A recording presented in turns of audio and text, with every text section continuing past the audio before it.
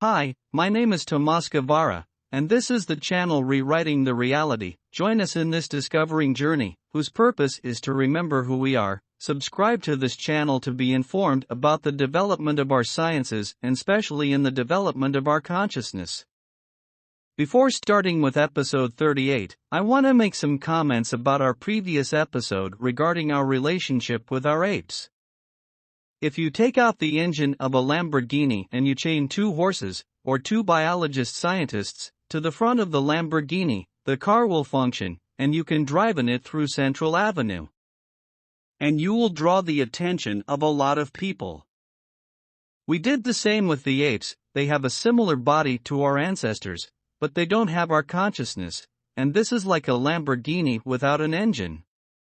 Now let's focus on time travel. There are a few cases of people who have traveled to the past, the future, or another parallel world.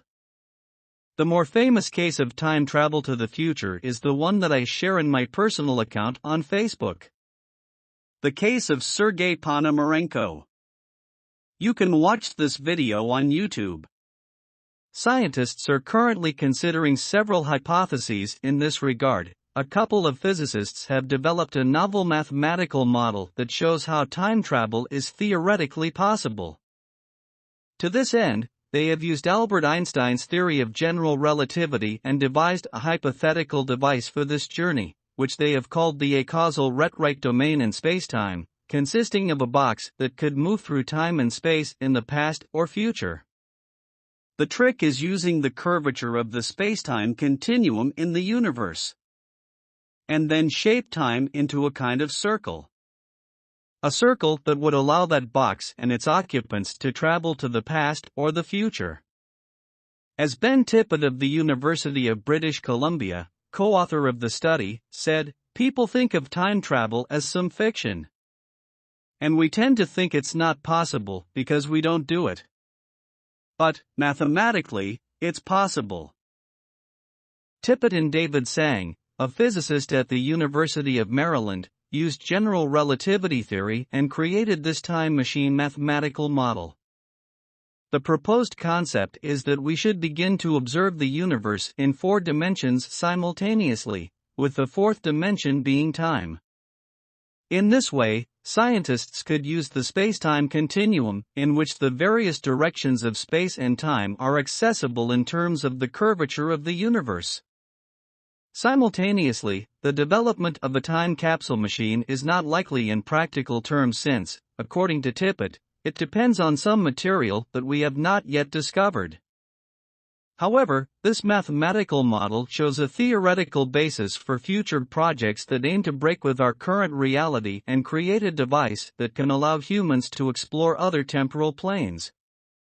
Ron Mallett recently told CNN, "The past, it has been said, is an unknown place. And sometimes, a place we long to visit. But obviously, we can't do it." In comparison, a real trip is limited only by the amount of money we can save, visa requirements, and flight cancellations. Traveling to the past is determined by the cold and harsh laws of physics. Or maybe not. Joining the ranks of film inventors, such as Dr. Emmett Brown from Back to the Future, there are some real-life scientists currently trying to fulfill the dream of turning back the clock to travel to the final destination.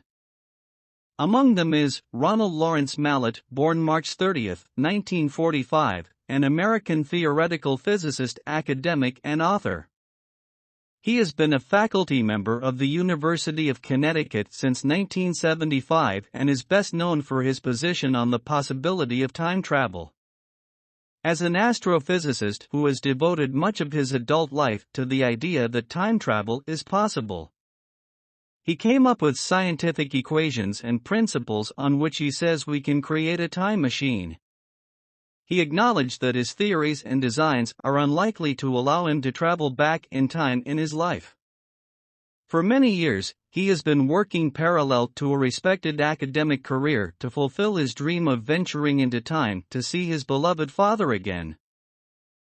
According to the report, Mallett was 10 years old when his father died suddenly from a heart attack, which changed his life's trajectory forever. For me, the sun came up and got on with him, he was the center of things, he told CNN Travel. Even today, after all these years, there is still unreality for me. Mallet's father, a TV repairman, instilled in his son a love of reading and encouraged his scientific passion. About a year after his father's death, a grieving Mallet stumbled upon an illustrated version of the classic science fiction novel The Time Machine. "The book that changed my life," he says. Thanks to the author's imagination, H.G. Wells, Mallet suddenly felt that his family's tragedy was not an end, but a beginning.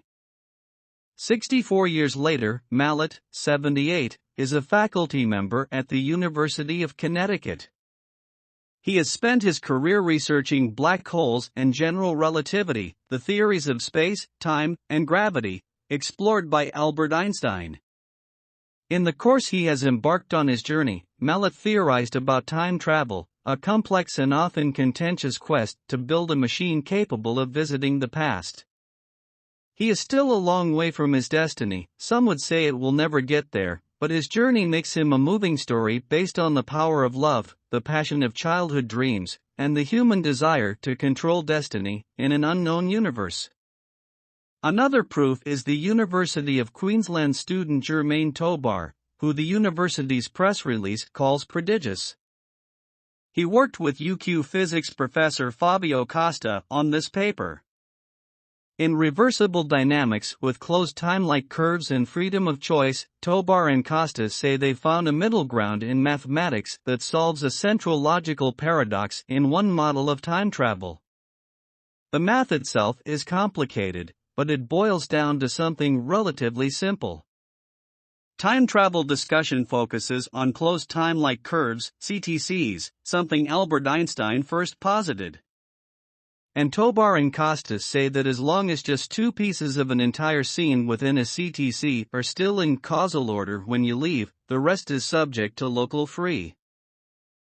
Our results show that CTCs are not only compatible with determinism and with the local free choice of operations, but also with a rich and diverse range of scenarios and dynamical processes, their paper concludes. My opinion. We don't understand that we don't need a time travel machine, we only need to relax our perception and take the plunge, without fear, having faith in ourselves. However, my recommendation is to first do it using our astral body and out-body experiences, also known as OBEs. To better understand the element of time, we must use the inner sense of differential time, which we use most of the time without realizing it, and that I mentioned in episode 36 called An Exercise in Clarity. It's similar to those moments when we're talking to others and not paying attention.